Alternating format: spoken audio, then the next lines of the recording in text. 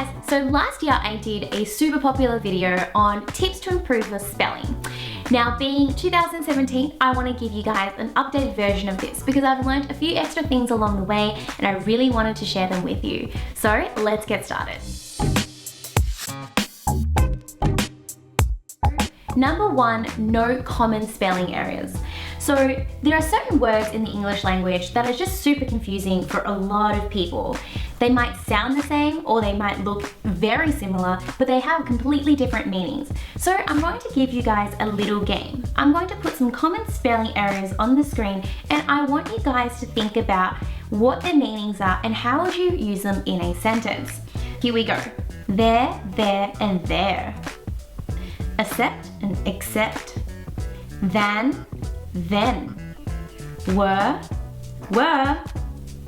I think it'd be super fun if you guys interacted with me and wrote in the comments below how you would use these words in a sentence. When I'm correcting student essays, I often find these mistakes, and it's not just that they're common spelling errors, but these students will tend to repeat them over and over again, despite the fact that I've told them before that it's an error and how to use it properly. So if you know that there's a spelling error that you just always make and it's one of those common spelling errors, then make sure you get on top of it. Do extra exercises outside of your essay writing just so that you can be sure to know how to exactly use them.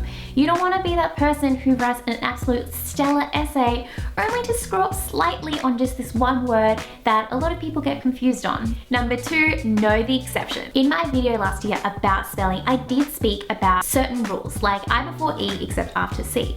But it's really important that you know the exceptions for these rules on top of knowing the rules. So for example, sometimes we have I and E after C, like species, science, and sufficient.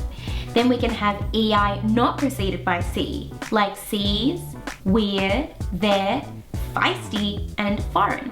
These type of words can definitely trip us up, so when you see an exception to the rule, keep it in mind and make sure that you practice so that you can commit these to memory. Number 3, note down new words. I've noticed a trend in people who are great spellers, and that's because they read a lot and they're exposed to a lot of the words that are out there. When you're exposed to a word over and over again through reading fiction books, through reading magazines or newspapers, that's how you'll actually commit that word to memory. If you find it a little bit more difficult, then go ahead and jot down the unfamiliar words or circle or highlight them. Write them down in a list so that you can always refer back to them. Number 4, make sure you handwrite, don't type.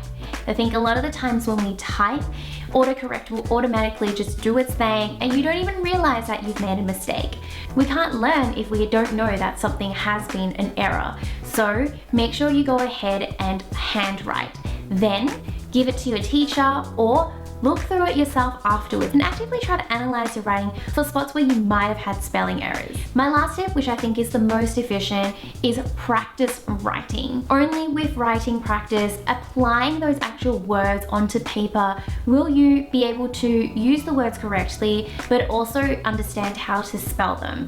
And I have a little story for you guys. When I was in my final English exam for high school, and it was a really big one, it was 3 hours long, I just forgot how to use the word unnecessary. Throughout the year, I did use the word unnecessary. The thing was, I didn't try to use some of the tips that I've given you today. I just thought to myself, oh yeah, I'll remember it. But of course, if you just think you remember it, you're not actually actively going and learning it.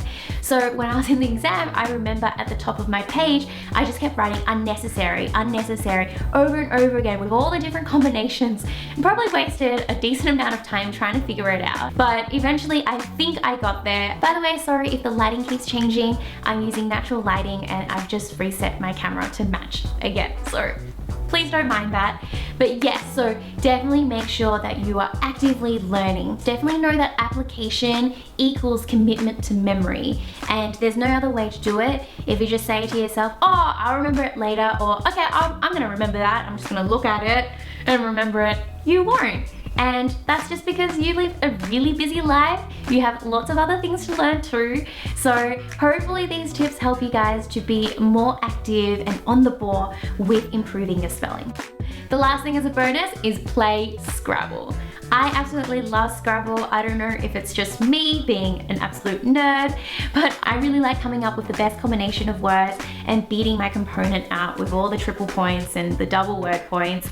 If you haven't played Scrabble before, it's super easy to learn and you could play it with anyone, and it's just a good way to test your word knowledge, so vocabulary as well as spelling skills. The other option is to play Words with Friends on your phone, but I prefer not to use this one because you can fall into a habit of kind of just testing out which words work and actually not really knowing what the words mean, whereas Scrabble is offline, so it's all dependent on you.